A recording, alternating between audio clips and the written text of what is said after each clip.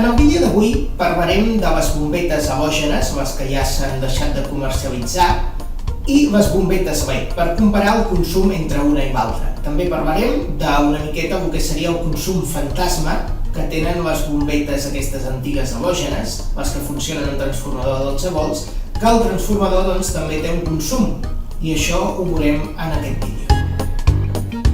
La primera prova la realitzarem amb un transformador dels més antics, és dels ferromagnètics, aquests que pesen més i s'escalfen. Transforma l'electricitat de 220 volts o 230, la que tenim a casa nostra, a 12 volts, que és el voltatge que necessiten les làmperes halògenes d'aquest tipus.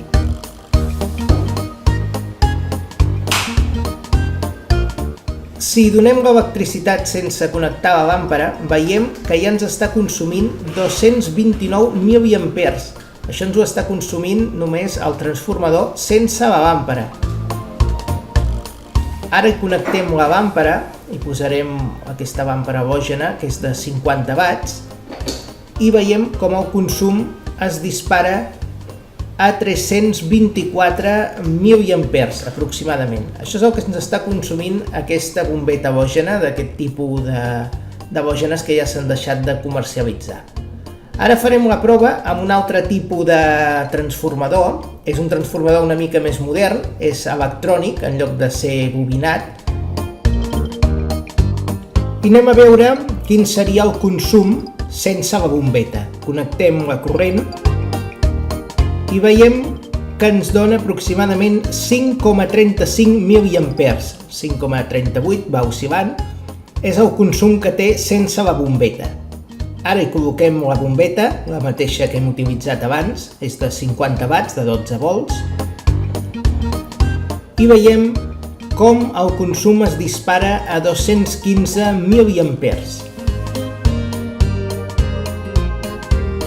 Ara farem la prova amb una bombeta LED de 230 volts, per tant no necessita cap tipus de transformador, va connectada directament a la red elèctrica. Per tant, no hi ha possibilitat que hi hagi cap consum fantasma.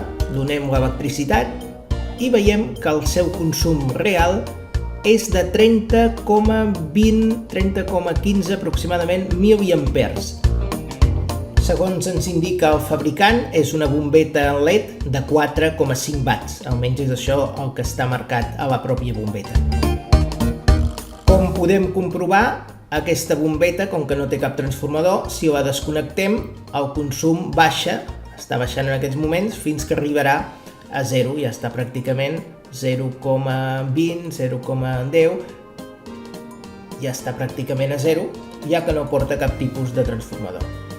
I per últim, comprovarem aquesta bombeta, que també és LED, concretament segons marca el seu fabricant, diu que és de 8 watts, i veiem que el seu consum és de 37,55 mA aproximadament.